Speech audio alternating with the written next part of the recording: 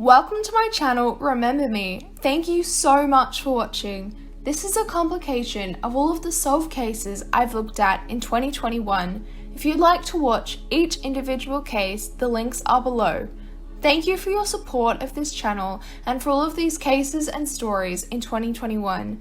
If you would like to recommend a case, solved or unsolved, please contact me on my details below.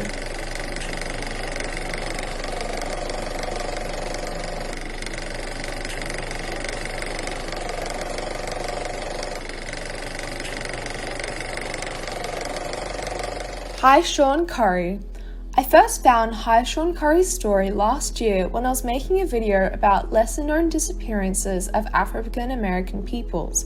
In recent times, Curry's remains have been located. If you would like to look at the original video, the link is on the screen or below. This is Hy'Shawn Curry's story. Disappearance. 28-year-old Hy'Shawn Curry was last seen on January 31st, 2016 in Wilcox, Alabama, driving a silver BMW.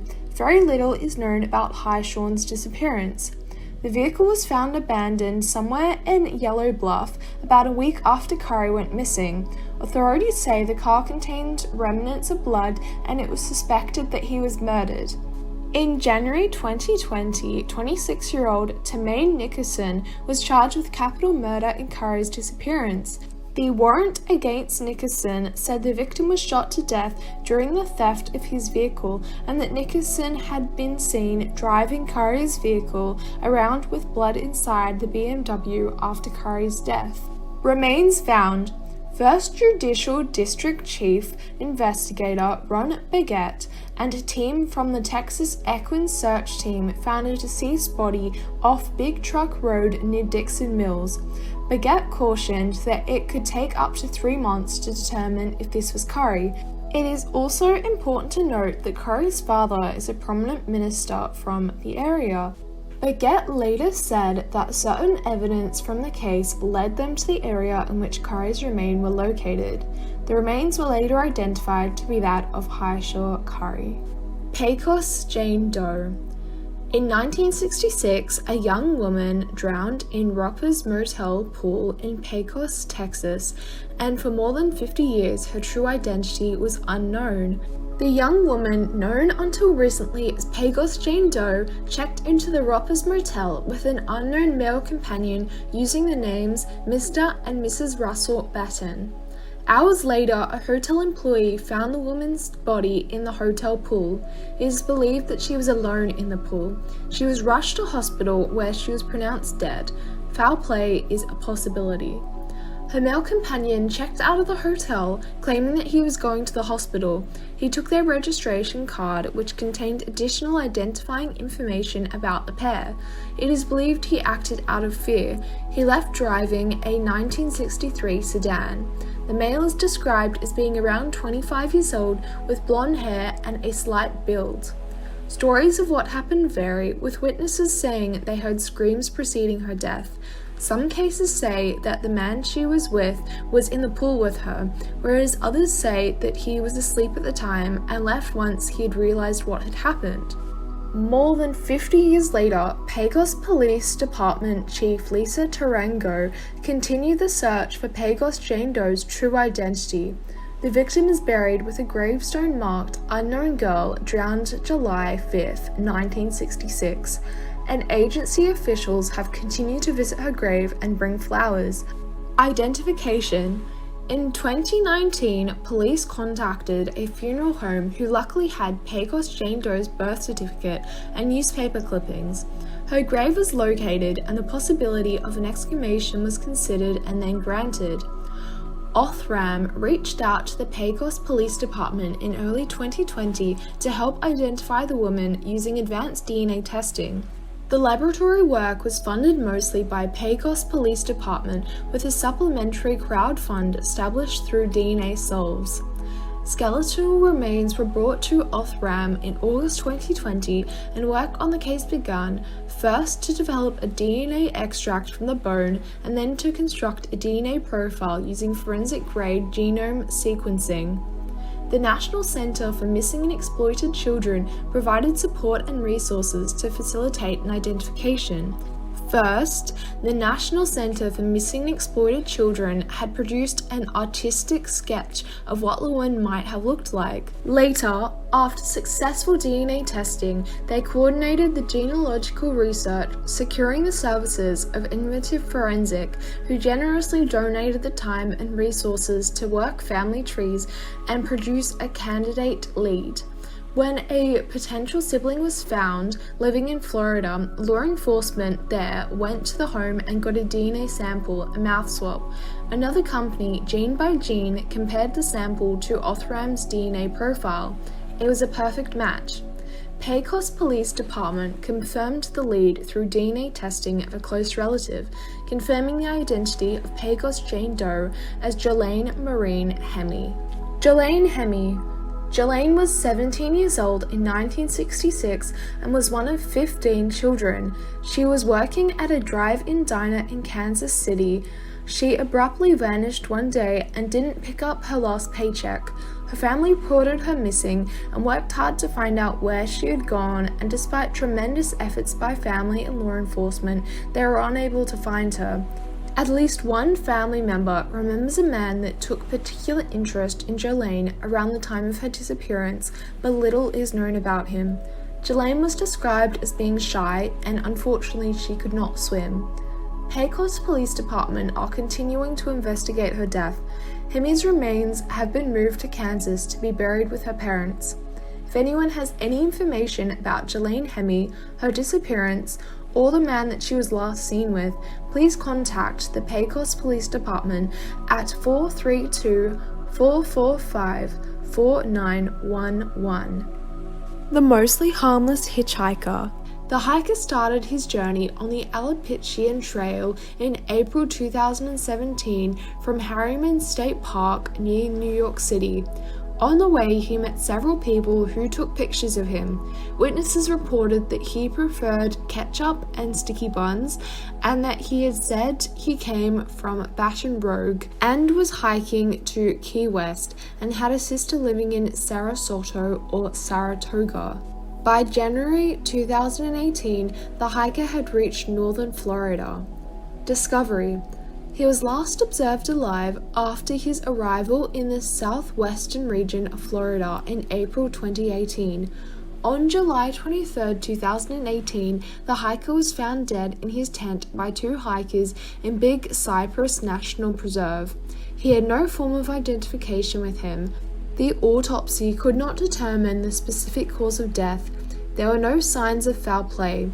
His DNA, dental information, and fingerprints did not match known missing persons reports in any database. He wore a gray Colombian baseball hat and appeared to be between 35 and 50 years of age, with slightly graying brown hair and a beard. His backpack contained $3,500 in cash, no phone or identification or credit cards, and a notebook was found filled with handwritten notes about SEEPs, an online programming game. When asked by another hitchhiker as to why he didn't have a phone, he replied saying, sometimes people just want to disconnect. Originally, a composite sketch of what the man looked like was released, but shortly after, other hikers who had met him came forward with photos they had taken with him. They said he went by names such as Ben Billamy, Denim, and Mostly Harmless. Using information from witness interviews, investigators developed a timeline of his activities.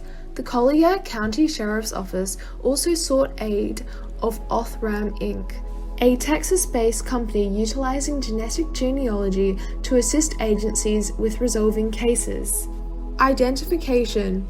After viewing photographs of the then-identified man, a previous co-worker contacted authorities who obtained DNA samples from living relatives in Lafayette Parish, Louisiana. An official announcement from the Collier County Sheriff's Office was released on January 12, 2021. Othram had confirmed the match between Mostly Harmless and his family by performing the required testing. Mostly Harmless was identified as Vance Rodriguez.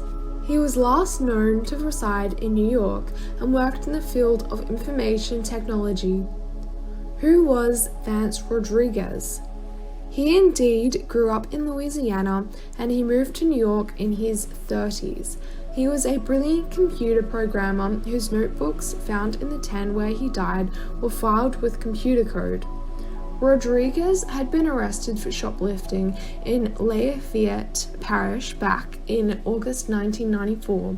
It is not immediately clear if he had been fingerprinted after the arrest, and if so, why he was unable to be matched with those fingerprints during the 2 years that he remained unidentified.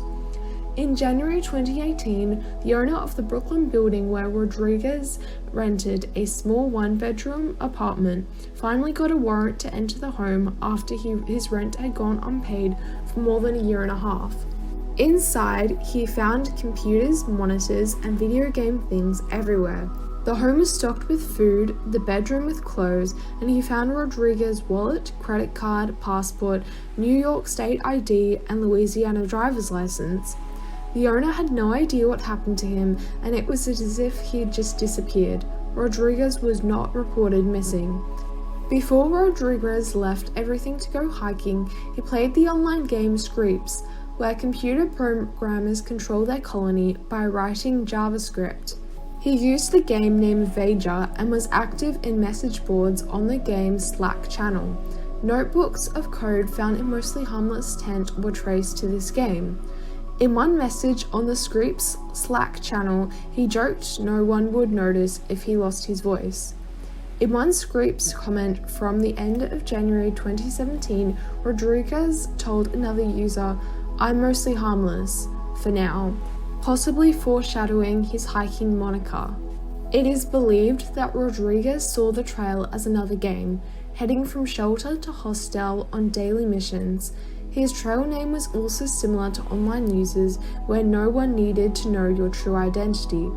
By April, Rodriguez stopped appearing on Screeps and the game's Slack channel. His friends whom he played with believed he died with intent. Furthermore, he had a scar on his abdomen from a self-inflicted gunshot wound, his friends said. Rodriguez was very open about his suicide attempt, and he always donated blood, remembering the time he once needed it desperately in his recovery. Vance Rodriguez is described as being kind, quiet, and intelligent. He was said that he struggled with personal relationships, especially with his family. A fellow hitchhiker who met Vance Rodriguez created a Facebook group to spread awareness and to identify him.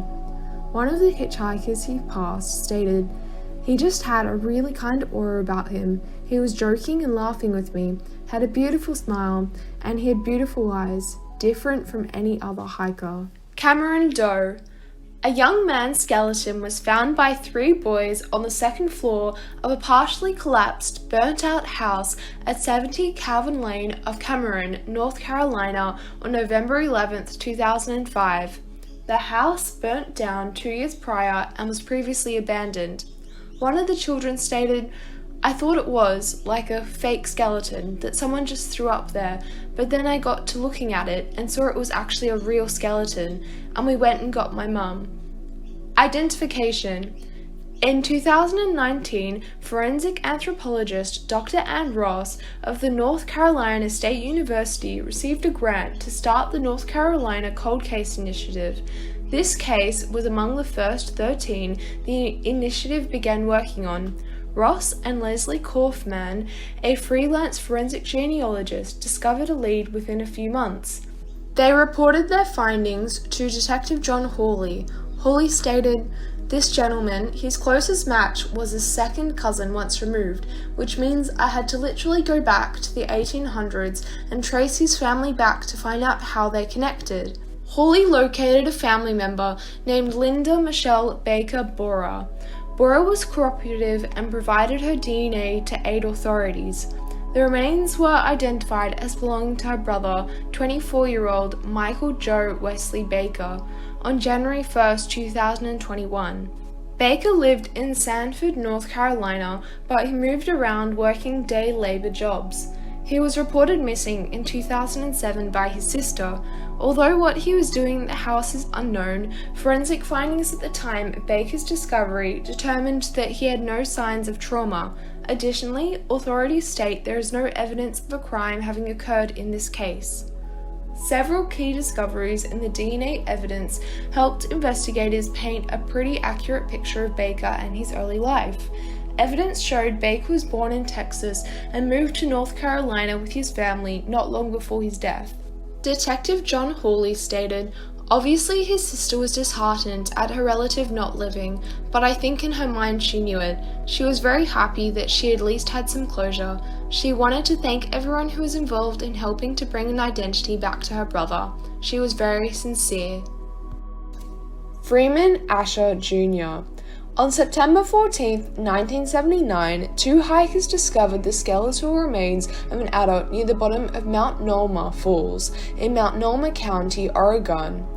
Also recovered were items of degraded clothing, eyeglasses, and a hair mass, indicating the individual may have been of African American biological origin.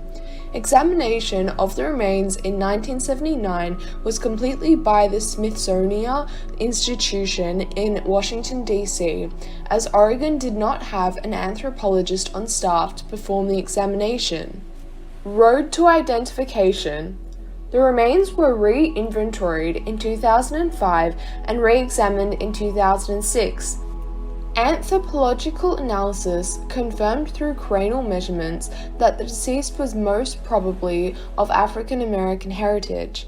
In 2010, a sample of the remains was submitted to the University of North Texas, and a DNA profile was uploaded into the CODIS database. In 2013, Clackamas County forensic artist Joyce Nagy provided a two-dimensional composite drawing with personal items including a bull cap to give law enforcement another tool to use in helping identify the deceased. In 2018, Oregon State Police Medical Examiner's Office was awarded an NIJ grant to perform innovative DNA techniques on unsolved unidentified skeletal remains. Because the DNA profile of the deceased had never hit to a missing person case in the CODIS database after being entered into the system in 2010, and because the case was one of the oldest in Oregon Medical Examiner's facility, this case was recognized as one that could potentially be resolved by DNA phenotyping and investigative genetic genealogy provided by OSP's vendor lab, Parabone Nanolabs. In 2020, Parabone Nanolabs delivered a DNA phenotyping and genetic genealogy report that listed a possible first and last name for the deceased, Freeman Isaac Asher Jr.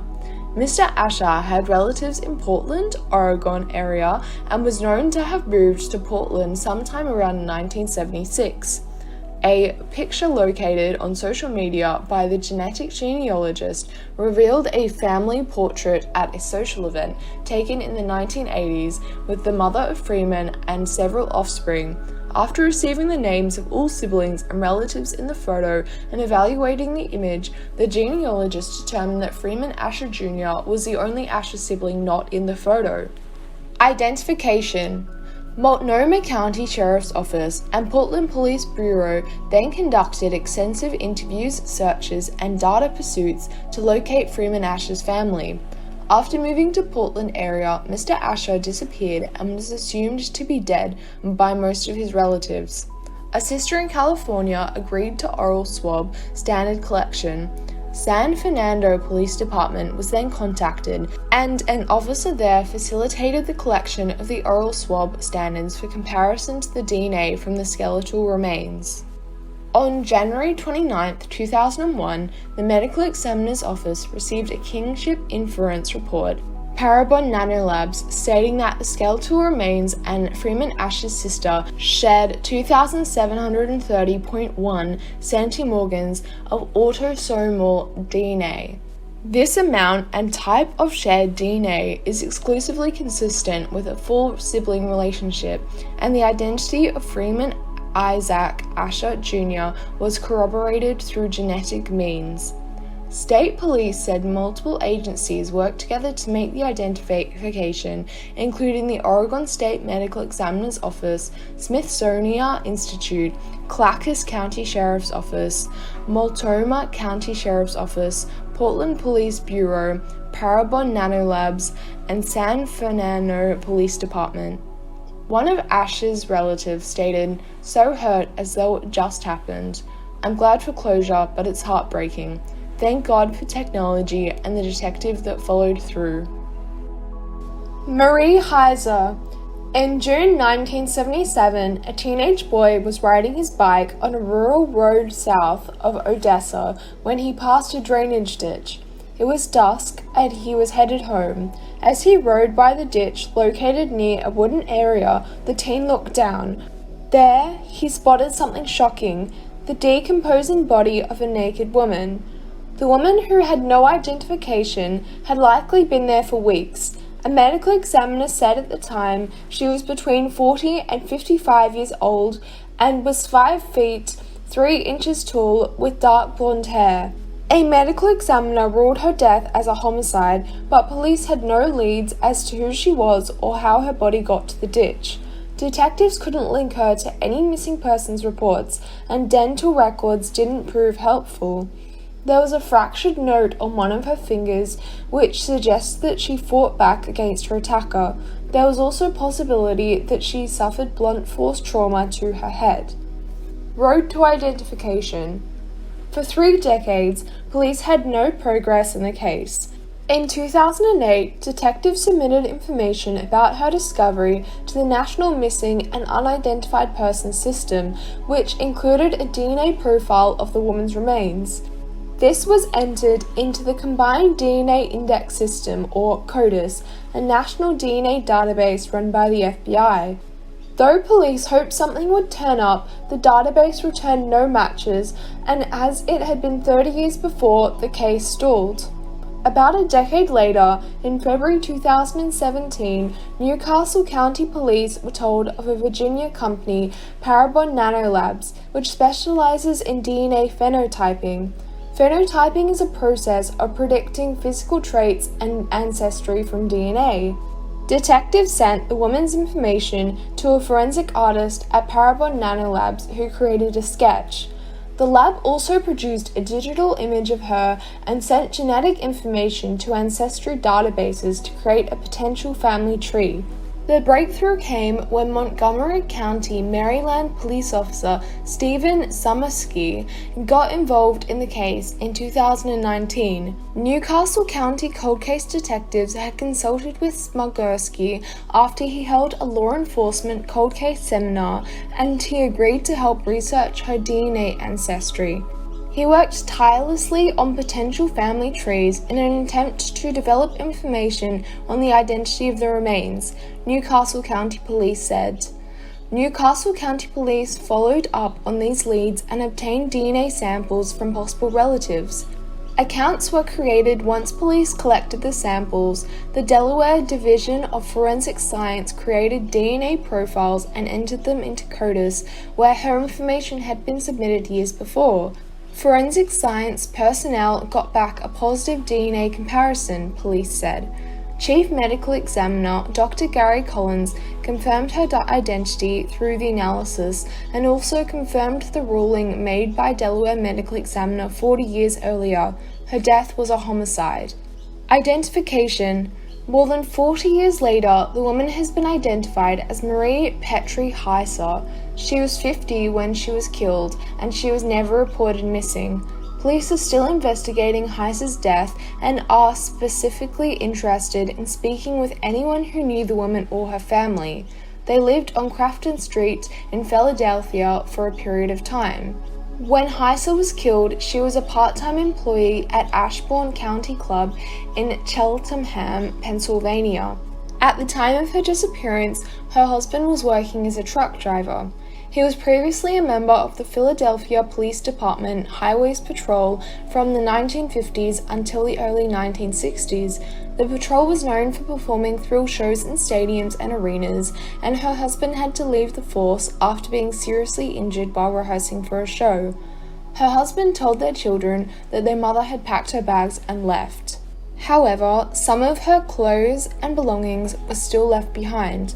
He said she'd given no information about where she was going. The children later thought that their parents had gotten divorced, but wondered why their mother had not written to them. His children believed that he was not involved in their mother's murder. However, in 1977, her husband sold the family home and moved to Florida. He died in 2006 from cancer. The couple's daughter now lives in California, while their son, William Heiser Jr., is a retired deputy from the Volusia County Sheriff's Office in Florida. The investigation into Marie Petrie Heiser's murder is still ongoing, and anyone with information about the case is asked to contact Newcastle County Police Detective Jeffrey Sendek at 302-395-8110. Marie's son stated, "She took care of us, and we had a good time when I was smaller. She was just a good person." Kyle Clinkscales. On the night of January 27, 1976, 22-year-old Kyle Wade Clinkscales left LaGrange to travel 35 miles back to Auburn University where he was a student. After leaving his bartending job at the LaGrange Moose Club at around 11 p.m. in his 1974 two-door Ford Pinto. However, he never arrived and neither he nor his car were ever found. Kyle's parents did not realize he was missing until the following Sunday when he did not call them as usual. They went to his apartment in Auburn and learned from his roommate that he had not been seen since Tuesday. They reported him missing to the police in Auburn and LaGrange. At first, it was believed that he left on his own accord. He was not doing that well in college and had previously dropped out of another school. However, as time passed and no one heard from him, the police and his family began to suspect that he met with foul play. In 1981, a man called himself Danny Moore came forward believing that he was Kyle. He claimed to have had amnesia after getting into a car accident in 1976. When he wrote a letter to Kyle's parents, they believed it matched his handwriting. However, dental records determined that this was not Kyle. On May 27, 1987, a man walking his dog along Flat Shore Creek, south of LaGrange, found Kyle's Exxon credit card. It was still in excellent condition. It expired in 1973, 3 years before he vanished. However, no new evidence came up from this discovery. His parents noted that his wallet had been stolen in 1973, so it is possible that it came from there. In 1996, a man who was friends with Jimmy Earl Jones, who we will get to later in this video, said that the man knew where the body was. Investigators drained a 5-acre lake near the man's property, but they found nothing. Investigators didn't have enough evidence to bring charges. 2005 arrests. In 2005, 35-year-old man contacted Kyle's parents and told them that when he was 7, he witnessed the disposal of Kyle's body. He claimed that Kyle's killer was a man named Ray Hyde, who died in 2001. He said that Kyle's body had been covered with concrete, stuffed in a barrel, and dumped in a private pond. He also claimed that his grandfather had helped dispose of the barrel and that Hyde had threatened them both. The tipster's information led to the arrest of 63-year-old Jimmy L. Jones in April and Jeanne Pollack Johnson in June of 2005. Searches of the pond where one of the tipsters said the body was turned up no sign of any remains, but there was a barrel-shaped indent in the lake bottom and a metal detector indicated something metal had been in that spot. The informant had said that Clinkscales' body was placed in a metal barrel before it was dumped in the lake. Other information the police received indicated Clinkscales' body had been removed from the lake and put in his car, and that the top of the car was smashed with a backhoe before the car was disposed of in an unknown location. Jones was charged with concealing a death, hindering a criminal arrest, and 2 counts of making false statements. Johnson was also charged with concealing a death, false statements, and obstructing justice. Witnesses placed her at Carl's home that night, but she denied being there. Investigations learnt that Hyde was a member of the Moose Club where Carl worked. They believed that they met through it. They also believed that Carl was killed because of his knowledge of Hyde's criminal activities. Jones later told police that on the night of Carl's disappearance, he arrived at Hyde's home and discovered Carl's body. He had been shot to death. He then helped Hyde drag it back into his shop. Before Hyde died, he told Jones that after placing it in the pond, he went back, recovered it, and took it to an unknown location. However, Jones later made other statements to police that contradicted this one. Jones said during his plea hearing that he was at a friend's property that night when Clinkscales showed up, expected to bring money owed to someone else. Jones said his back was turned when he heard two men arguing and then heard two gunshots. When I turned around, I was in shock, and we carried him and put him in the shop, Jones said, according to a hearing transcript. Judge Alan Keeble agreed to delay his sentencing because his plea agreement depended on his testimony against a woman who Jones claimed had been there at the killing. District Attorney Pete Scholastis told the judge he had called Jones to his office before presenting the case against the woman to a grand jury, and when asked again if the woman had been there when Clinkscales was killed, Jones said she was not. The planned indictment fell apart. I questioned him further, and finally he told me that he would say anything that I wanted him to say, which was of no use to me, Your Honor, because I wanted only the truth, Scholastis said. The prosecutor said that Jones had told still another story right after his arrest in 2005, that he had gone to get beer that night in 1976 and returned to his friend's property to see Clinkscales wounded on the ground. Jones said his friend had shot him accidentally and that he helped him carry Clinkscales, still alive, into a shed and never saw him again. Based on all of the inconsistent statements his defense had given, the state is of a position that his testimony is absolutely useless to us, Skandalaski told the judge. Nevertheless, the prosecutor continued to support the plea deal for 4 years in prison, followed by 4 years of probation. He would have been a child at the time of the murder. The prosecution stated Jones had made many contradictory statements and characterized his testimony as absolutely useless. He later pleaded guilty to making false statements and was sentenced to 9 years in prison. He was released after serving 7 years. It is not known if Johnson was ever tried for any of the charges against her. Recovery.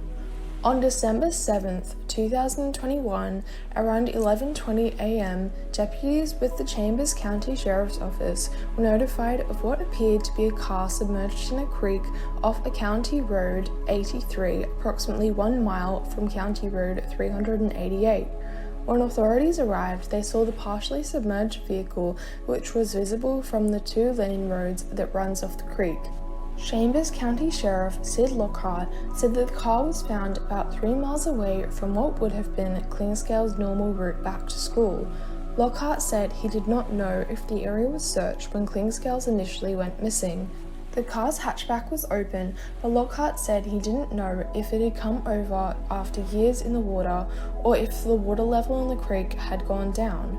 Once they arrived on the scene, they recovered the car from the water, and it appeared to be an older model Ford passenger car with a 1976 Georgia tag with a Troup County decal.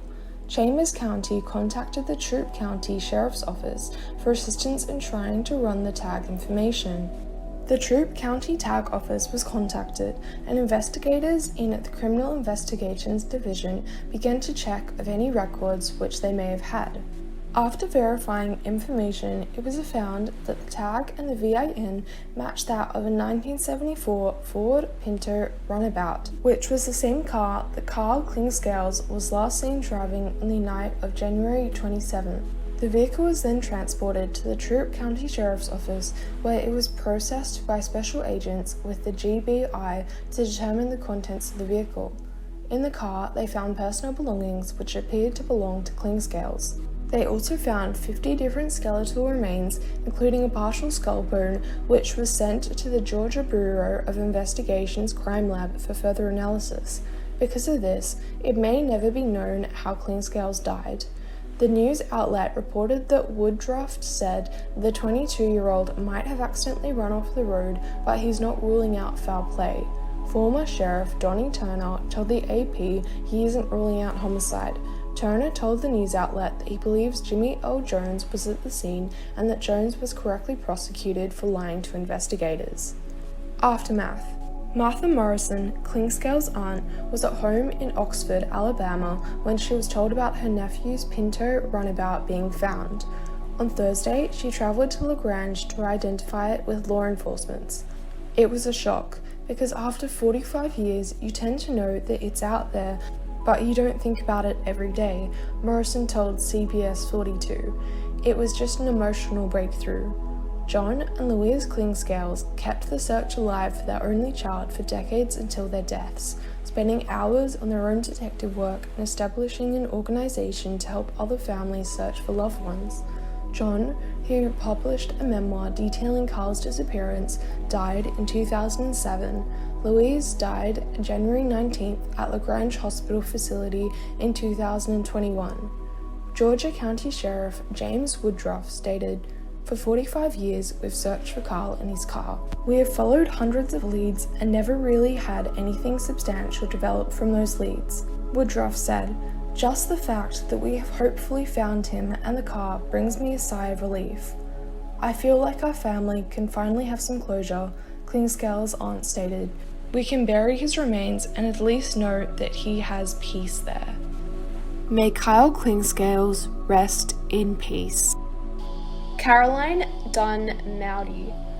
On December 23, 1975, the Davie Police Department discovered the body of an unidentified white female floating in a canal in the area of 2600 SW 154th Avenue. It is thought that her body was there for 5 to 10 days prior to discovery. After carefully assessing the case and meeting with investigators from the Broward County Medical Examiner's Office, the Davie Police Department determined circumstances of this case suggested homicide by drowning. She is believed to be between the ages of 15 to 27 years old.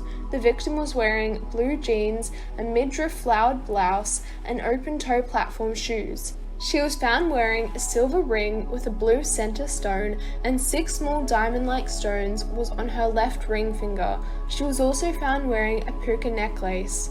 The victim has a gap between her upper and lower front teeth. Road to identification.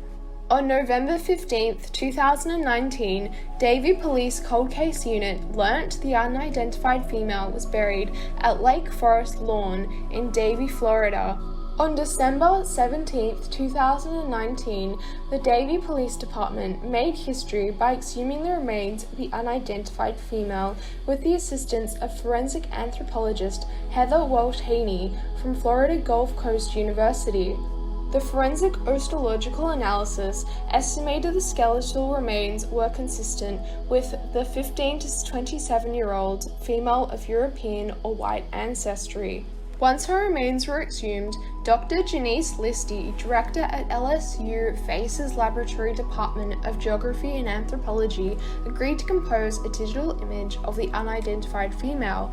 To continue the efforts to identify the unknown female, BODE Technology was contacted for DNA extraction.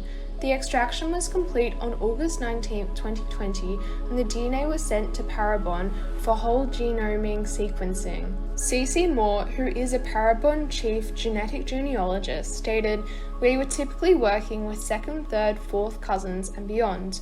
That was what makes it different from the earlier technology where you need an exact match or an immediate family member. She faced a tall task, but she gave the detectives a few family names to contact. Normally, it would be really straightforward," said Moore. "I'd build the matches family tree, figure out the common ancestors between them, and then build forward in time from those ancestors and find the missing woman." Moore eventually traced the tree to Neshoba County. After speaking to the family, she said they didn't know of any missing people, but one of them agreed to provide his DNA, Moore said. "When we got his DNA analyzed, he was an even closer relative than I'd previously thought. That was super helpful. That allowed me to focus on a different branch, the one related to him but not his immediate family." She then gave the detectives another family to contact. That is when they learnt about Caroline Dunn Moudy's disappearance. It was really complicated, Morse said. If those detectives had not been so mindful and so willing to follow up, we wouldn't have found her. Caroline's sister was contacted by detectives, who then contacted her nieces Jeanette and Edna, who are Caroline's daughters. Identification.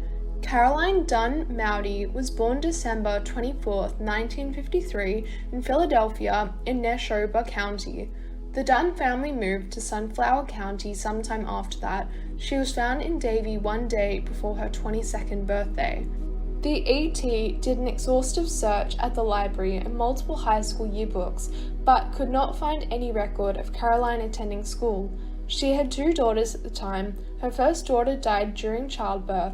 Her second daughter, Carolyn Jeanne, was born a couple of years later, and her third daughter, Edna Moudy, was 3 days old when her mother disappeared. Caroline left her at the hospital.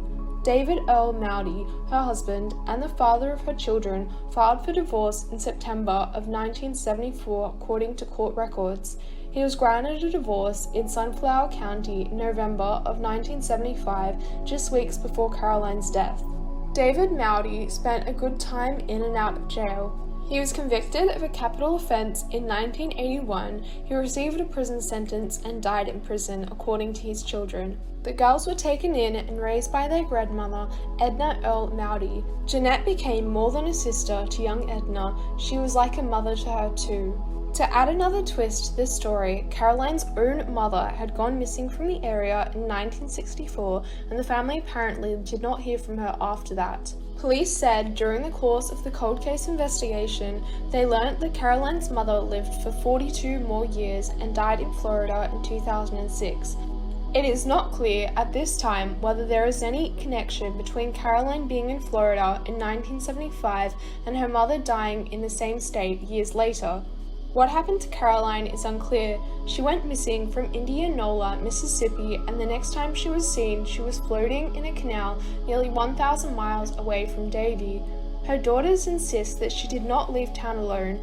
Jeanette says she recalls the individual her mother reportedly left with, even though she was very young at the time. Aftermath.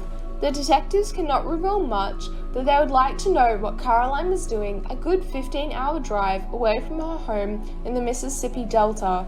If you have any information, please contact the Davie Police Department or the Broward Medical Examiner's Office at 954-357-5200. Her daughters are just as passionate about finding Caroline's killer. A few weeks ago, Edna went to Davie where she learnt the details about her mother's fate. She even visited the canal where her mother's body was discovered over 4 decades ago. She couldn't have fell into that thing without somebody pushing her, Edna said. While there, she received some of the personal items her mother had on her, some of which had been described in the papers many years ago, including a mood ring and a necklace. Jeanette wears the ring, Edna has the necklace. Glad I got closure, Edna said. I'm never going to forget my mum. I never knew her, but she was my best friend. She's still my mum. I just thank God that I got courage and know now, because all these years I was just trying to search for her, but I'm just thankful, Edna Moudy said. She's in my heart. I would go meet her, she said. If she didn't want to have anything to do with me, that would be okay, but I did want to meet her and ask her why she left. When I talk to my mama, I say, I love you, I forgive you, and I wanted to meet you. May Caroline Dunn Moudy rest in peace. I'm so pleased to announce that on the 23rd of November 2021, exactly 13 years to the day that Fond du Lac County Jane Doe was found, the Fond du Lac County Sheriff's Office have announced that she has been identified as 18-year-old Amy Marie Yeary of Rockford, Illinois. To give a brief description of Fond du Lac County Jane Doe's story, hunting season had just begun when 3 men in search of deer came across the body of a young woman partially submerged in Frozen Creek behind the town of Ashford's Skyline Drive at 9:17 a.m. on November 23, 2008 in Fond du Lac County, Wisconsin. Her cause of death was inconclusive, as the severe decomposition on the body had removed all signs of possible violence from the remains. However, the case is believed to have been a murder. The location circumstances were seen as suspicious, and although the body was found in autumn, she had died in summer 2 to 4 months previously. Many leads had been followed, reviews of hundreds of missing persons cases, and several computer-generated reconstructions had been created of her. On December 7, 2011, Jane Doe was buried at Catagara Cemetery. For the people who watched the identification announcement, Fond du Lac County Sheriff Ryan Waldsmith talked about how DNA was used to help identify Yeary.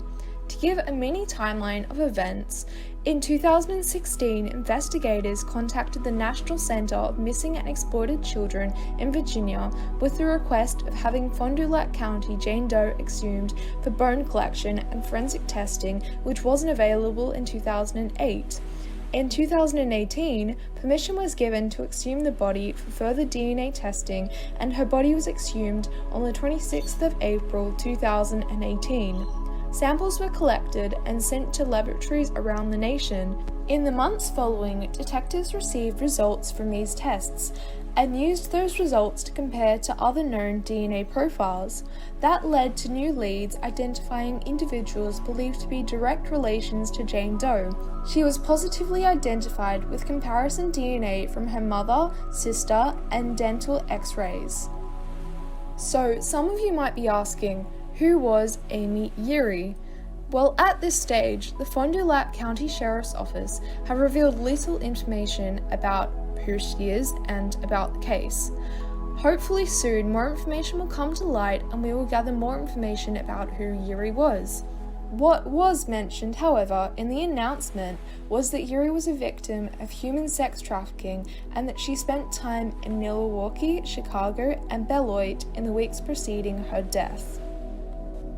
What was also discussed during the announcement was Yeary's final interactions before going missing.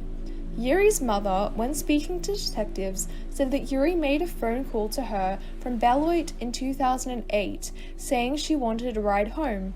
Her mother was living in northern Illinois at the time, but was unable to accommodate Yeary's request due to some extenuating circumstances.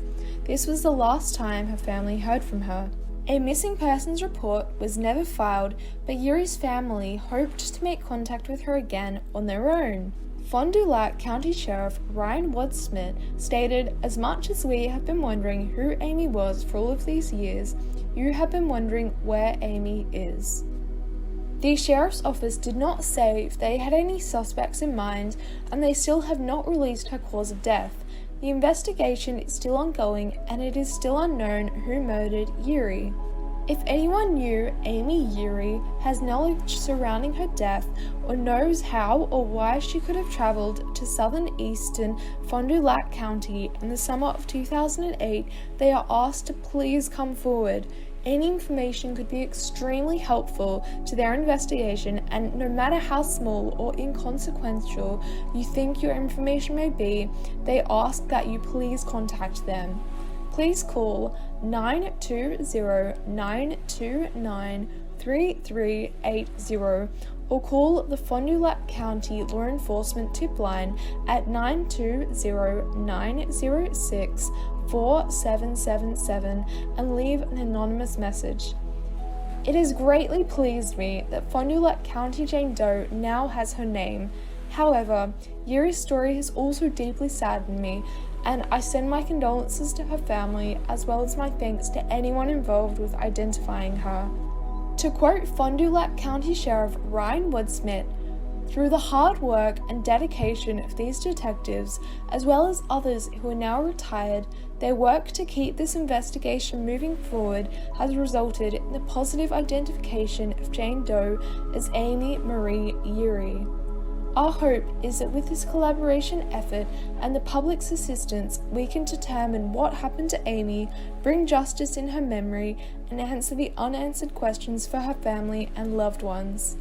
After 13 years, Fond du Lac County Jane Doe finally has her name. May Amy Marie Yeary be remembered and rest in peace.